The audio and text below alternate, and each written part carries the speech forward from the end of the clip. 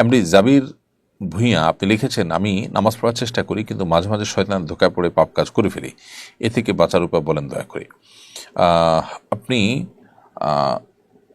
খারাপ কাজ থেকে বাঁচার জন্য পাপের কাজের যে পরিবেশ আছে, সেটা বন্ধুবান্ধব হতে পারে, অন্যান্য বিষয় হতে পারে, সে সমস্ত পরিবেশ থেকে আপনাকে সরে আসতে হবে।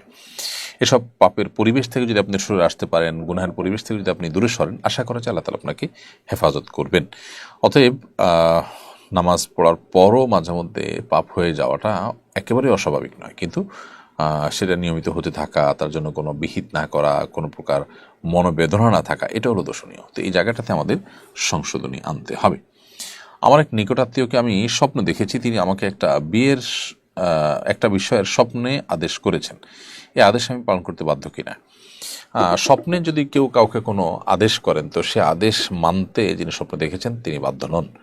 কারণ স্বপ্ন আসলে কোনো বিষয়কে সাব্যস্ত করে না, সেভাবে বিধান হিসাবে সাব্যস্ত করে না। তবে একজন মুসলমান স্বপ্ন থেকে বিশেষ কোনো ইন্ডিকেট, বিশেষ কোনো আলামত, বিশেষ কোনো নির্দেশনা, বিশেষ করে সংবাদমূলক, এগুলো তিনি পেতেই পারেন। কিন্তু যদি বিধানমূলক বিষয়ে কেউ স্বপ্ন দেখেন যে কেউ কাউকে কোনো বিষয় আদেশ করেছেন, নিষেধ করেছেন, তাহলে তাতে আসলে কোনো আদেশ বা নিষেধের কোনো কিছু সাব্যস্ত হবে না। কোরআন হাদিসে যা নির্দেশিত তা ইমানদার কাছে নির্দেশ পালনীয়, আর কোরআন হাদিসে যা নিষিদ্ধ ইমানদার কাছে তা পরিত্যাজ্য। অতএব ইমানদার এই মূলনীতিটাকে যদি মেনটেন করে চলেন, তাহলেই আশা করছি যে স্বপ্ন থেকে নতুন কোনো নির্দেশনা পাওয়ার যে বিশ্বাস আমাদের সমাজে মানুষের মধ্যে আছে, সেটা দূর হয়ে যাবে। আমরা আল্লাহ আদেশ নিষেধকে মেনে চলবে, সেটা কেউ স্বপ্নে আমাকে বলুক বা না বলুক। আর আল্লাহ তাআলার আদেশ নিষেধের বাইরে কারো স্বপ্নের নির্দেশ দ্বারায় আমার উপরে কিচ্ছু আবশ্যক হবে না। স্বপ্নে যদি বলা হয় তুমি এই কাজটা করো, তুমুকটা করো, সেটা আল্লাহ এবং আল্লাহ রাসূল করতে বললে এমনিই করতে হবে, আর না বললে স্বপ্ন দেখা দ্বারা কিছু সাব্যস্ত হবে না।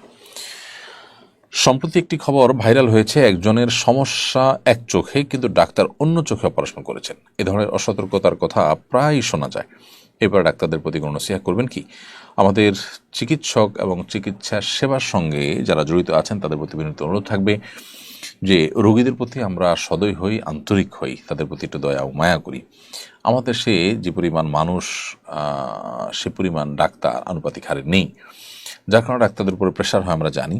এবং সাধারণ মানুষ, তারা এদেশে মানুষ নানা কারণে খুব বেশি সহজ সরল প্রকৃতি, তারা এমন কিছু কাজ করেন বলেন হয়তো বা যেটা ডাক্তারদের বিরক্তির কারণ হয়, কিন্তু তাই বলে ডাক্তাররা তাদেরকে অবজ্ঞা করলে তারা আল্লাহর কাছে জবাব দিয়ে তার মুখোমুখি হতে হবে। বিশেষ করে ডাক্তারদের যখন ফি দেওয়া হয় বা বেতন তারা পান রোগী দেখার বিনিময়ে, তখন তাদের কর্তব্য হয়ে যায় যথাযথভাবে রোগীদেরকে সার্ভিস দেওয়া। বিধায় এ ধরনের ভুল ভাল করলে তার দায়িত্ব নিতে ডাক্তারকে বাধ্য করা উচিত, বা সংশ্লিষ্ট ব্যক্তিকে বাধ্য করা উচিত যে তিনি একজনের একটা ভালো চোখ সেটাকে তিনি অপারেশন করে দিয়েছেন কেন। এই যে ক্ষতিপূরণ, এটা দেওয়া অবশ্যই উচিত। কারণ হলো শরিয়াতে কারোর ক্ষতি হয়ে যাবে, সেটা জীবনের ক্ষতি হোক, সম্পদের ক্ষতি হোক, আর তার দায়িত্ব কেউই গ্রহণ করবে, এটা কোনোদিনই হতে পারে না। তো সেই জন্য এখানে ক্ষতিপূরণ সিস্টেম থাকা দরকার। তাহলে আমার মনে হয় এই ধরনের অনাকাঙ্ক্ষিত ঘটনা ঘটবার যে প্রবণতা আছে আমাদের সমাজে, বা যে প্রচুর পরিমাণে দেখা যায়, সেটা বন্ধ হয়ে যাবে বা কমে যাবে ইনশাআল্লাহ তাআলা।